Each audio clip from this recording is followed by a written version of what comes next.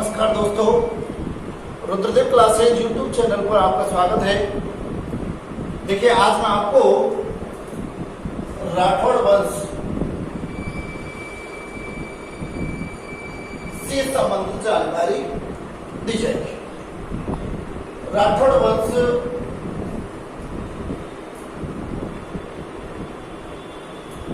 राजस्थान के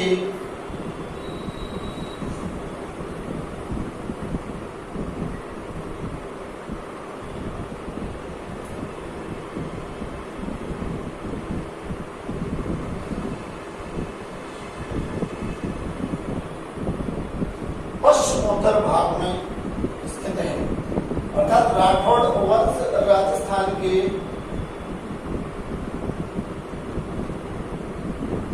पश्चिमोत्तर भाग में स्थित है। इस पश्चिमोत्तर भाग में जोधपुर, बीकानेर, बाड़मेर, जैसलमेर,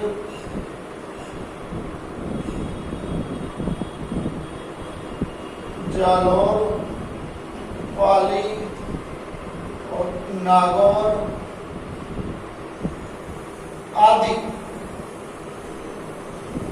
शासक रूप से जो जिले हैं वो आते हैं। अर्थात इसमें पश्चिमोत्तर राजस्थान के आते हैं, जहां पर राठौड़ वंश का शासन था। राठौड़ वंश से पहले यहां पर प्रतिहार, और कौन से प्रतिहार? गुर्जर प्रतिहार वंश का शासन था। इनसे पहले यहाँ गुर्जर प्रतिहार वंश का शासन था और उसके बाद में राठौड़ वंश का शासन हुआ। राठौड़ शब्द की उत्पत्ति राष्ट्रकूट से हुई है। राठौड़ शब्द की उत्पत्ति राष्ट्रकूट से हुई है। राष्ट्रकूट दक्षिण का राज्य है, वहां से इस राष्ट्रकूट से राठौड़ बने। ठीक है, विशेष रूप से अब हम बात करते हैं मारवाड़ के राठौड़। मारवाड़ के राठौड़ कि मारवाड़ में राठौड़ कैसे आए, कहां से आए, या इनकी जो नींव रखी, स्थापना की, वो कहां से? वो एक व्यक्ति जिसका नाम है राव सिंहा। ये व्यक्ति क्या नाम है भाई? राव सिंहा नामक व्यक्ति है। इन्होंने यहाँ पर राठौड़ वंश की नींव रखी। तो राव सिंहा से संबंध देखिए कि 1240 ईस्वी में राव सिंहा 1240 ईस्वी में पालीवाल ब्राह्मणों की रक्षा करने के लिए आया था। अर्थात ये पालीवाल ब्राह्मणों की रक्षा करने के लिए आया था। गांव का नाम है खेड़ा गांव, वालोतरा और बाड़मेर।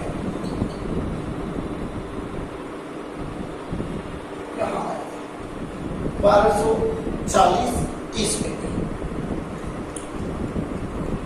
और यहाँ आकर के इन्होंने इन पाली वालों की क्या की सहायता की थी। और इस स्थान को इन्होंने, खेड़ा स्थान को इन्होंने अपनी राजधानी बनाया। क्या बनाया? राजधानी बनाया। किसने? राव सिंहा। ध्यान दीजिए, राठौड़ वंश दक्षिण में एक राज्य है, उसके राष्ट्रकूट से संबंधित माना जाता है।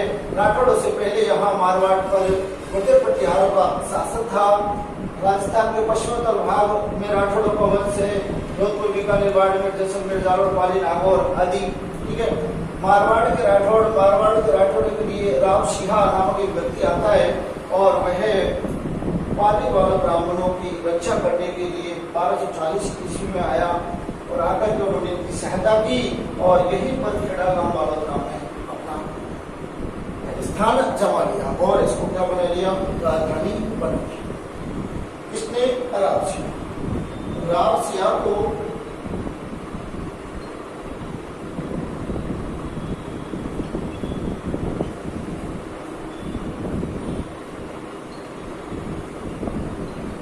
राठौड़ों का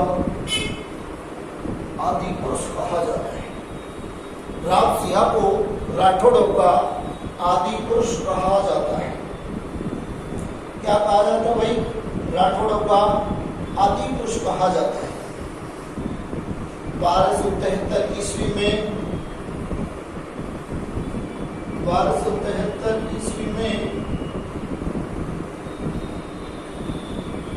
गायों की रक्षा करते हुए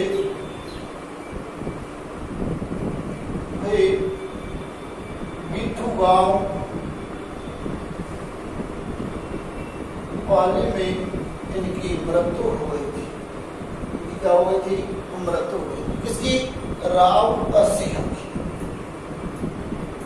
और वहीं पर बिट्ठू गांव में ही इनका क्या बना दिया गया? स्मारक। बिट्ठू गांव में ही इनका क्या बना दिया गया? स्मारक बना दिया। तो सबसे पहले राव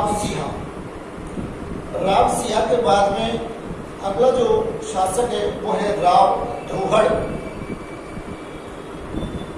ठीक है भाई। राव सिंहा मारवाड़ के राठौड़ में राव सिंहा 1240 ईस्वी में पालीवाल ब्राह्मणों की सहायता करने के लिए खेड़ा गांव बालोतरा आया था। अब प्रश्न पूछा जाए कि राव सिंहा कहां से आया था? राव सिंहा बदायूं से आया था। और बदायूं कहां पड़ता है? यूपी। तो राव सिंहा बदायूं से आया था, लेकिन यहाँ पर 1240 ईस्वी में पालीवाल ब्राह्मणों की रक्षा करने के लिए, सहायता करने के लिए खेड़ा गांव में आया था। तो खेड़ा गांव में आया, सहायता की और वहीं पर अपनी राजधानी बना लिया और वहीं ने अर्थात राज्य स्थापित कर दिया। राव सिंहा को राठौड़ों का आदि पुरुष कहा जाता है। 1273 में गाय पर रक्षा करते थे। बिट्ठू गांव पाली की मृत्यु हो गई और वही बिट्ठू गांव में इनका स्मारक बना हुआ है। ठीक है। इसके बाद में अगला है राव धोहड़।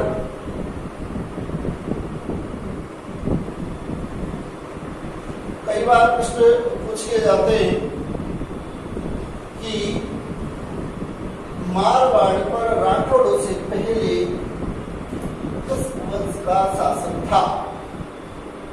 तो वो होगा गुर्जर प्रतिहार वंश।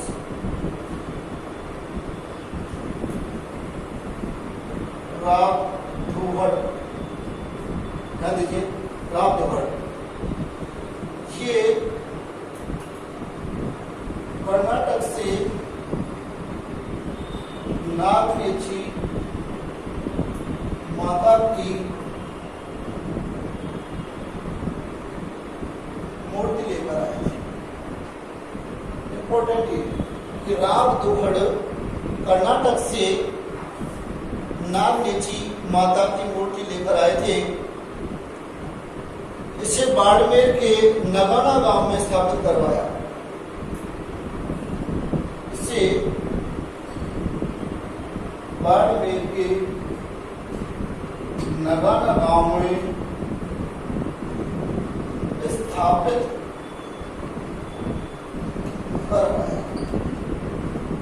बाड़मेर के नगाना गांव में स्थापित करवाया। इसको इस मूर्ति को। इनके छोटे भाई का नाम, इनके छोटे भाई का नाम भागल था। इनके छोटे भाई का नाम भागल था, जो बाबूजी के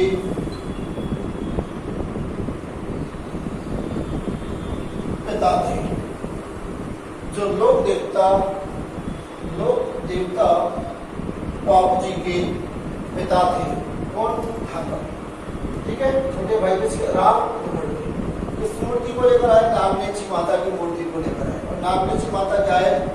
कुल देवी। प्रश्न पूछता है राठौड़ों की कुल देवी नागनेची माता। ठीक है, तो कर्नाटक से कुल देवी नागनेची माता की मूर्ति लेकर आए थे और बाड़मेर के नगाना गांव में स्थापित करवाई थी। छोटे भाई आमदौर के छोटे भाई का नाम धादर था, जो बाबू जी लोक देवता के पिता थे। ये राव दुहड़ के बाद में अगला है राव मल्लीनाथ।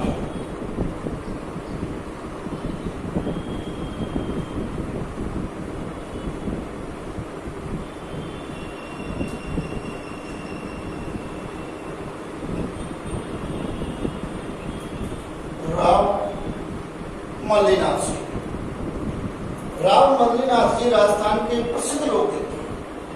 ये राजस्थान के प्रसिद्ध लोक देवता,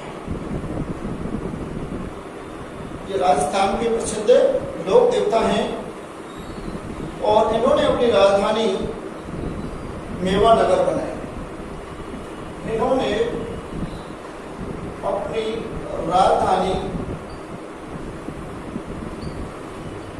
मेवा नगर बनाई, या उसे नाकोड़ा भी कहते हैं। ये बनाई थी राजधानी मेवा नगर, नाकोड़ा बनाई थी। इनके नाम पर मल्लीनाथ जी के नाम पर ही मारवाड़ क्षेत्र को मालानी कहते हैं।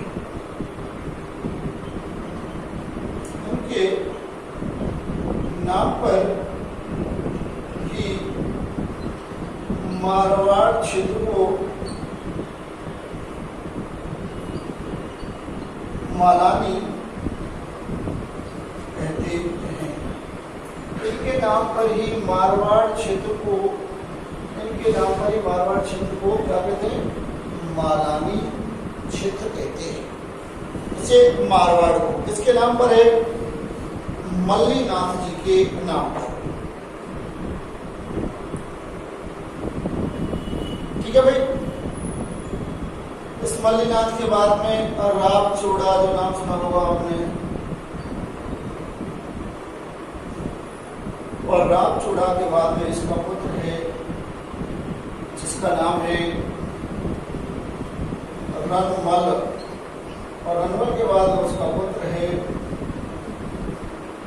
राव जोधा। तो मारवाड़ का इतिहास मुख्य रूप से यहां से प्रारंभ होता है, राव जोधा से। जो मुख्य रूप से प्रारंभ होता है वो कहां से होता है? राव जोधा से प्रारंभ होता है मारवाड़ का। लेकिन पूछ लिया जाए कि राठौड़ वंश का, राजस्थान के राठौड़ वंश का आदि पुरुष किसे कहा जाता है, तो राव सिंह को कहा जाता है। ठीक है, राव सिंह के बाद में जो अगला जो शासक है वो है राव दुहड़, और राव दुहड़ के बाद में राव मल्लीनाथ के बाद में राव चूड़ा, और चूड़ा का पुत्र रणमल का पुत्र राव जोधा। तो ये शासक। अब यहाँ से राव जोधा से इतिहास जो मुख्य रूप से है वो प्रारंभ होता है। राव जोधा का जो समय है वो है 1438 से 1489 ईस्वी। देखिए, इसको मिटा देता हूं।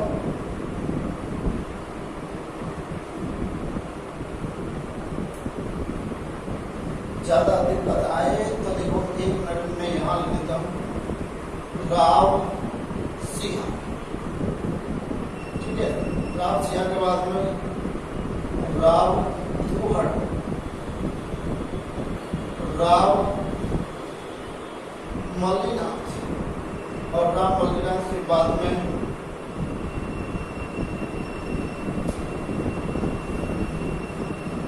राव चुंडा, और राव बाद में रणमल, और रणमल के बाद में राव जोधी। ठीक है, यहां तक राव जोधा के बाद में राव गंगा, राव गंगा के बाद में मालदेव। तो इस प्रकार से ये शासक चलेंगे। विशेष रूप से मैं ये भी लिख देता हूं, इसके बाद में राव, गंगा और मालदेव, चंद्रसेन, मोटा राजा, उदय सिंह।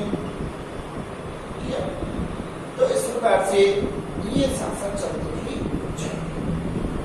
अब जो पढ़ना है वो है राव जोधा।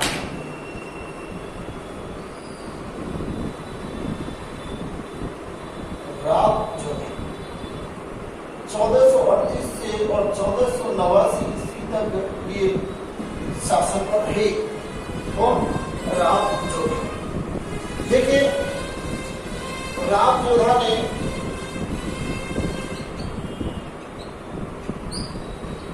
जोधपुर की स्थापना की। बहुत इंपॉर्टेंट है, कई बार पूछ लिया गया प्रश्न कि जोधपुर शहर की स्थापना किसने की थी? राव जोधा ने की थी। और कब की थी? 1459 ईस्वी। 1459 ईस्वी।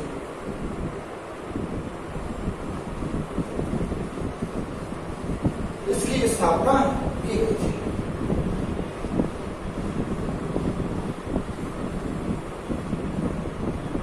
ये जोधपुर से। अब यहीं से एक प्रश्न और बन रहा है, और जो याद भी होगा, उदयपुर की स्थापना कब की गई थी? इसके 100 साल बाद अर्थात 1559 ईस्वी में उदयपुर की स्थापना की गई थी। उसके द्वारा उदय सिंह के द्वारा, महाराणा उदय सिंह के द्वारा उदयपुर की स्थापना की गई थी 1559 ईस्वी में। जबकि 1459 ईस्वी में जोधपुर शहर की स्थापना की राव जोधा के द्वारा। इसके समय ही मेहरानगढ़ का निर्माण हुआ। मेहरानगढ़ का निर्माण हुआ या इसके द्वारा करवाया। जो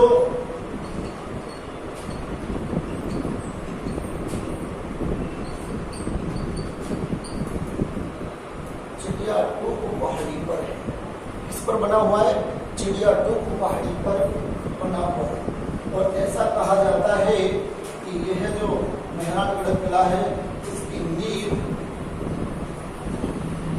करनी माता ने रखी है। इसकी नींव स्वयं करनी माता ने रखी थी, ऐसा बताया जाता है।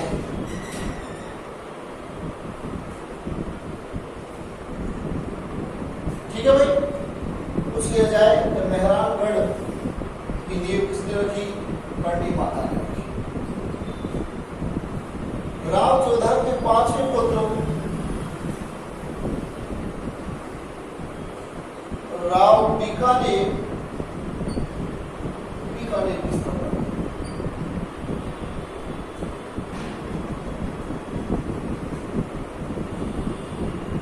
किसने की? बीकानेर। राव जोधा के 5वें पुत्र राव बीकानेर की स्थापना की। लेकिन यहां पर एक प्रश्न आता है जो बहुत ही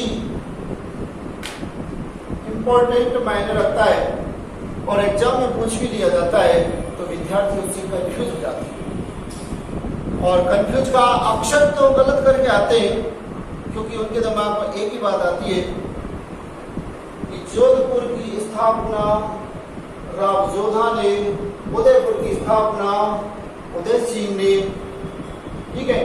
तो यही बीकानेर की स्थापना राव बीकानेर, और वहां प्रश्न बीकानेर की स्थापना न आकर के प्रश्न आता है कि बीकानेर के किले का निर्माण किसने करवाया। प्रश्न क्या आता है, बीकानेर के किले का निर्माण, ये पूछा जाता है कि बीकानेर के किले का निर्माण किसने करवाया। दिमाग में एक ही बात आती है कि राव जोधा ने जोधपुर की स्थापना की और मेहरानगढ़ किला में समय, तो क्यों ने बीकानेर के किले की स्थापना राव बीकानेर की होगी, ठीक है।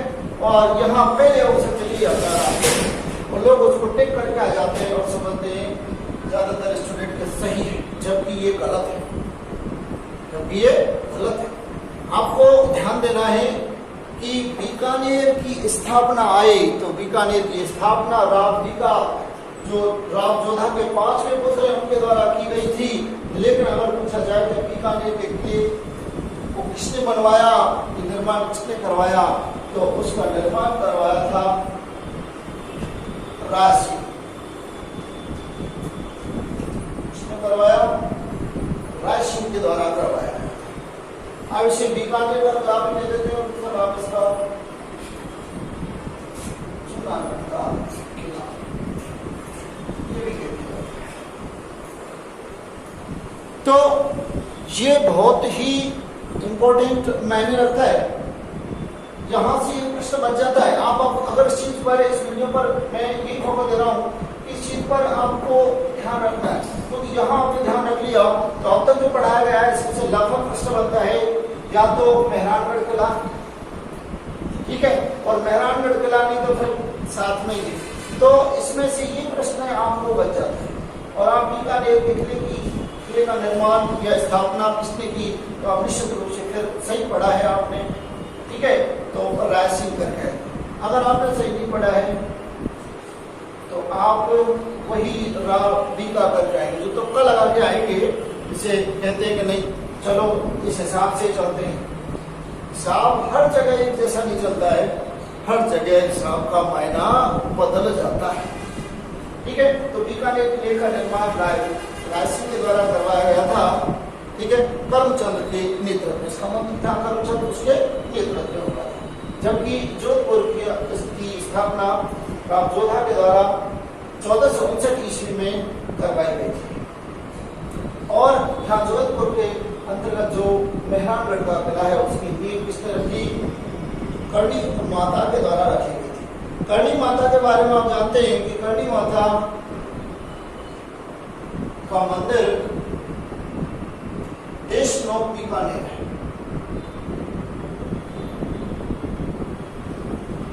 कहाँ पर है विद्यार्थियों, देशनोक बीकानेर है, सभी जानते हैं।